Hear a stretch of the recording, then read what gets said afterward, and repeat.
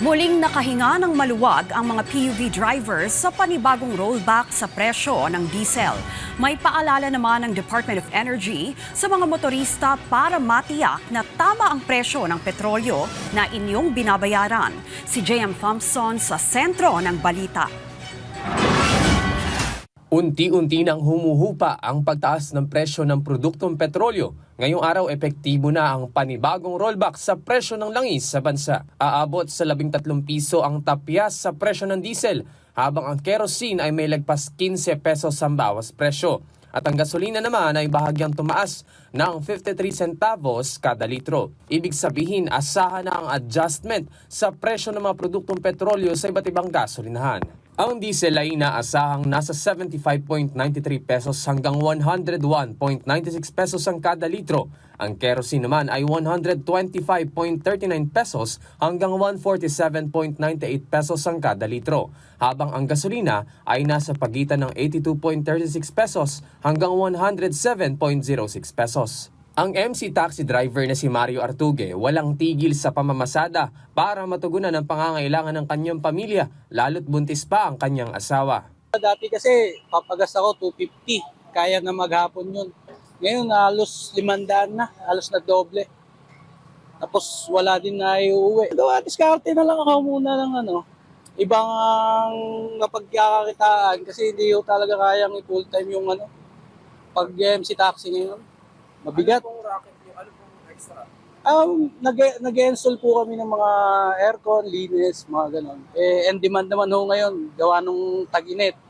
Kaya yun, nakakabawi-bawi din ho. Samantala, para naman sa tsuper na si Prudencio Belonio, malaking bagay kahit paunti-unti ang pagbaba ng presyo ng diesel dahil tuloy-tuloy naman ito.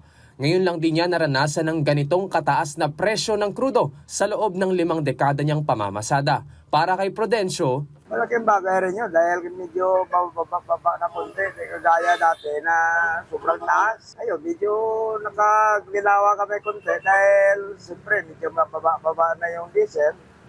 May medyo maiuwi na kami. Dati nung 160 yung isang litro, magkano lang inuuwi namin?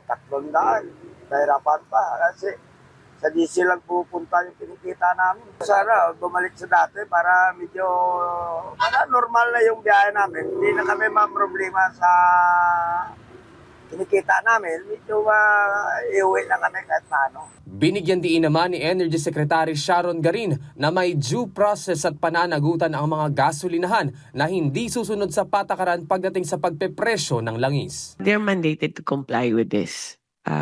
So we have our own procedure with due process. Kung meron kaming mapansin na hindi sumusunod. I have to elaborate though that some companies already did their own rollback before the prescribed time. So kino-consider din namin yan sa calculation namin. So it's a case to case. But if there is unjustified na hindi pag-follow po ng advisory ng DOE, then we will have to file cases then. Pinayuhan din ng kalihim ang mga motorista na pagkumparahin ang presyo noong nakaraang linggo at ngayong linggo upang matiyak na ang mga gasolinahan ay sumusunod ng tama. Nilinaw rin ni Garin na kaya iba-iba ang presyo ng langis depende sa gasolinahan ay dahil sa layo ng gasolinahan kung saan inaangkat ang langis kaya ito nadaragdagan.